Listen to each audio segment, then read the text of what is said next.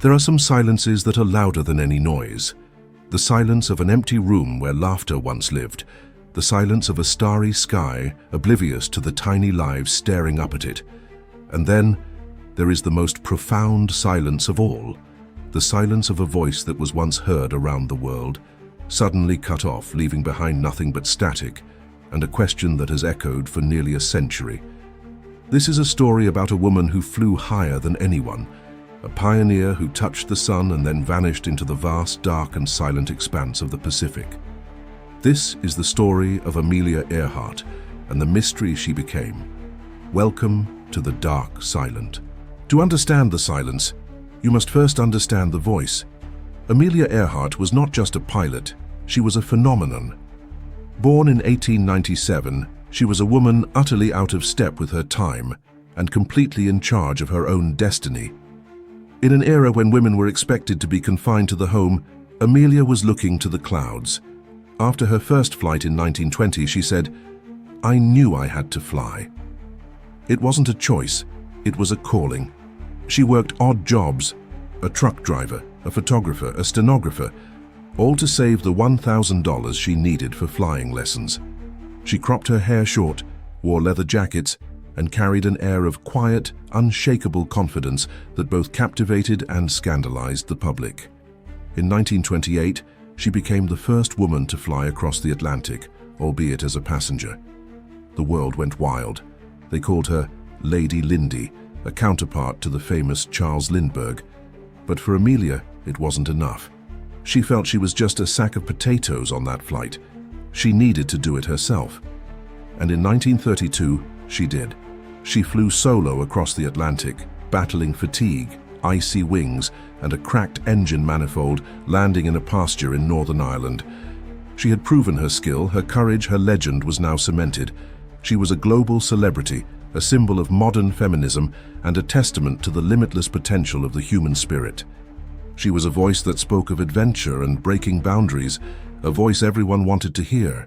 By 1937, Amelia had little left to prove, but one great final ambition remained: to be the first woman to circumnavigate the globe. This wasn't to be just any flight, it was to be the longest, a grueling 29,000-mile journey following the fat part of the world, the equator. Her aircraft was a modern marvel, a twin-engine Lockheed Electra 10E, which she called her flying laboratory. It was outfitted with extra fuel tanks and the most advanced communication and navigation equipment of the day. Her partner on this epic voyage was Fred Noonan, a master navigator with immense experience in Pacific air routes, but also a man known to struggle with alcohol. Their first attempt in March ended in disaster before it truly began, with a ground loop and crash during takeoff in Hawaii. The Electra was severely damaged. Lesser people would have given up, taken it as a bad omen, but not Amelia. She had the plane rebuilt at great expense and planned a second attempt, this time flying from west to east. On June 1st, 1937, she and Noonan took off from Miami, beginning a journey that would capture the world's imagination before plunging it into an enduring mystery. For a month, they were triumphant. They crossed continents, oceans, and deserts: South America, Africa, India, Southeast Asia. Amelia's radio reports and charming interviews were broadcast globally. They had completed over 22,000 miles. Only 7,000 miles remained, all of it over the desolate, empty blue of the Pacific Ocean. On July 2nd, 1937, they landed in Lae, New Guinea. They were exhausted but determined. The next leg was the most dangerous of the entire trip. Their target was a microscopic sliver of land in the middle of the Pacific, Howland Island. It was a coral fleck, just 2 miles long and less than a mile wide. To find it after a 2,556-mile, 18-hour flight was a navigational feat of staggering difficulty. To miss it meant almost certain death in the infinite ocean. Everything had to be perfect: the weather, the navigation, the communication. The U.S. Coast Guard cutter, the Itasca, was stationed off Howland Island, tasked with guiding them in. It was their lifeline, a tiny beacon in the void. As Earhart and Noonan took off from Lae, they were already pushing their luck. The plane was overloaded with fuel, the weather reports were uncertain, and radio communication in that part of the world was notoriously unreliable. As they flew through the night, the world waited. The Itasca's radio operators listened intently, straining to hear the familiar voice of the world's most famous aviator through the crackle and hiss of the airwaves. The hours ticked by. Dawn approached. The Electra should have been close. The first transmissions from Earhart were faint but clear. She believed she was near, but then a sense of confusion, of quiet panic, began to seep through the static. At 6:14 a.m., the Itasca heard her say, "About 200 miles out." But her signal strength was much stronger than it should have been, suggesting she was closer but somehow off course. The Itasca tried to get a radio bearing on her, but her transmissions were too short. They tried to send Morse code signals, but she couldn't hear them. They pumped thick black smoke from the ship's funnel, hoping she could see it. Nothing. Then came the transmissions that would become iconic, a ghostly transcript of a looming tragedy. "We must be on you, but cannot see you," she reported, her voice calm but strained. "Gas is running low." The men on the Itasca listened, helpless. They could hear her, but she could not hear them. It was a one-way conversation with a ghost. She asked them to take bearings on her, but transmitted for too little time for them to lock on. She was flying blind, lost in a featureless sky above a featureless sea. At 7:42 a.m., her voice came through, loud and clear, laced with an unmistakable urgency. "We are circling but cannot see you, gas is low." The Itasca's commander, frustrated and fearing the worst, ordered the ship's whistle to be blown, a desperate, futile gesture against the vastness of the ocean. Then, at 8:43 a.m., the final chilling transmission ever confirmed to be from Amelia Earhart. Her voice was higher, almost frantic. "We are on the line, 157-337. We will repeat this message. We will repeat this on 6210 kilocycles."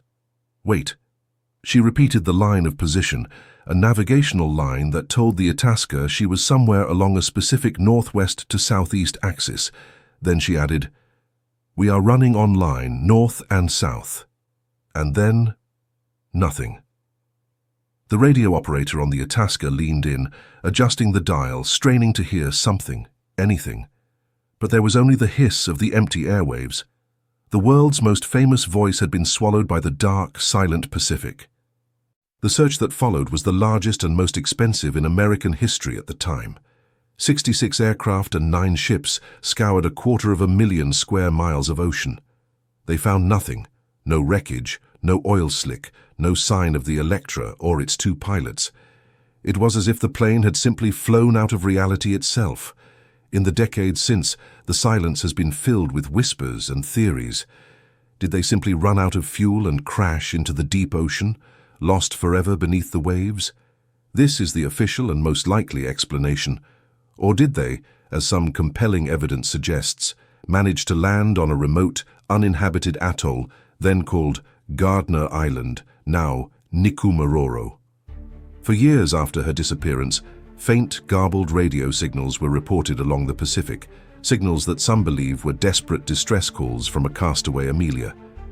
Expeditions to the island have found artifacts, a woman's shoe from the 1930s, a jar of freckle cream, a piece of aluminum that matches the Electra, creating a haunting image of 2 people surviving for days or weeks, watching the horizon for a rescue that never came.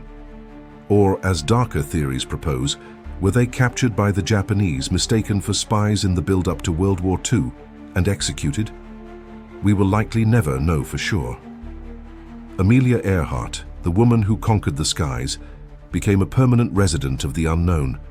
Her legacy is twofold: a shining inspiration for what humanity can achieve, and a chilling reminder of the mysteries that lie just beyond the edge of our understanding. Her final flight didn't just end, it dissolved, leaving behind a story that doesn't belong to the historians, but to the dark, silent places where questions live forever. What do you think happened to Amelia Earhart? Was it a simple tragedy of fuel and fate, or is there a darker, more complex story waiting to be told? Let us know your theories in the comments below. The silence of her disappearance has lasted for over 80 years, but the conversation continues with us. If you appreciate stories that explore the edges of the known world, please consider subscribing to The Dark Silent and hitting the bell icon. There are many more silences we have yet to explore. Thank you for listening.